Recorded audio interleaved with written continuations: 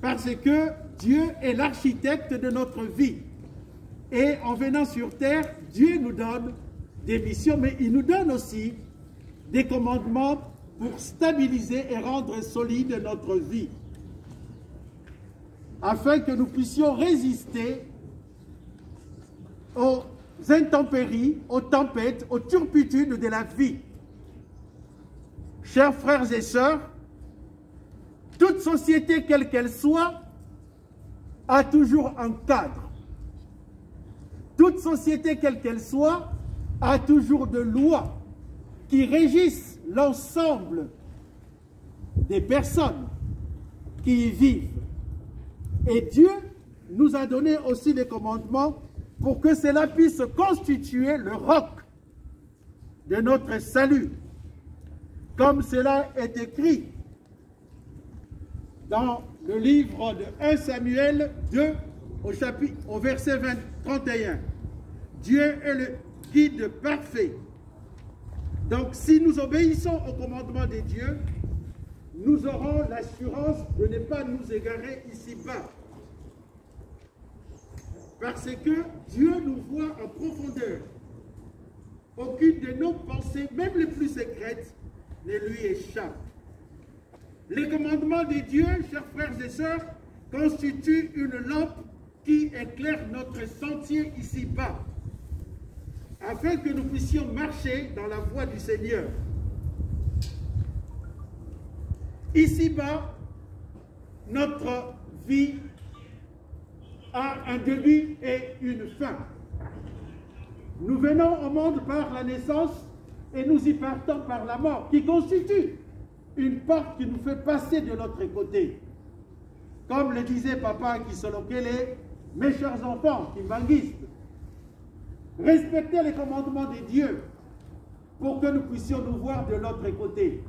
Cela veut dire qu'il y a une vie après la mort physique. Ainsi, nous devons à la fois chaque fois nous questionner et ne prenons pas ces moments précis comme une simple habitude pour dire que oui, l'homme vit et l'homme meurt. Mais quelle réflexion, quel questionnement avons-nous de ces moments précis? Puisque nous aussi, vous et moi, nous y passerons. Et comment préparons-nous ces moments précis pour passer de l'autre côté, vers la vie éternelle?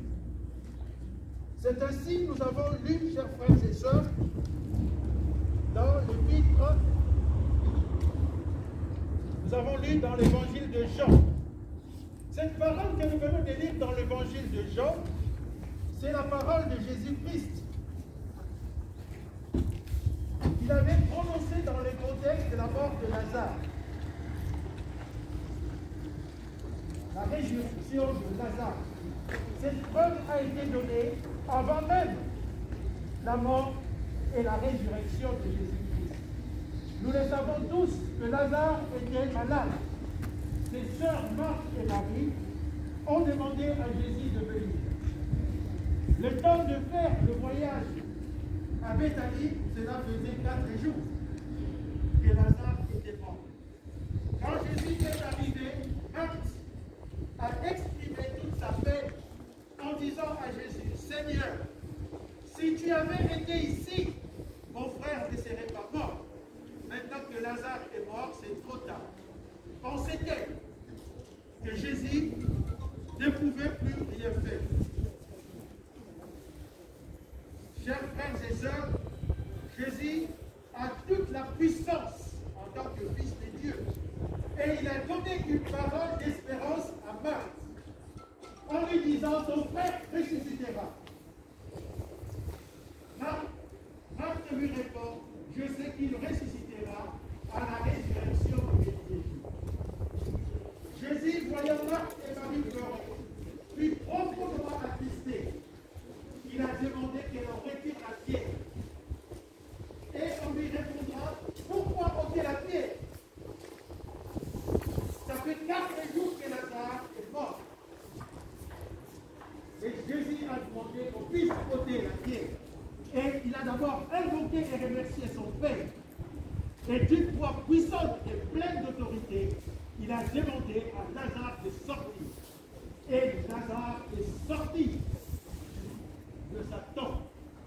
Chers frères et sœurs, Dieu a la puissance sur la vie, et la mort ne peut pas empêcher l'éternité de l'homme. C'est ainsi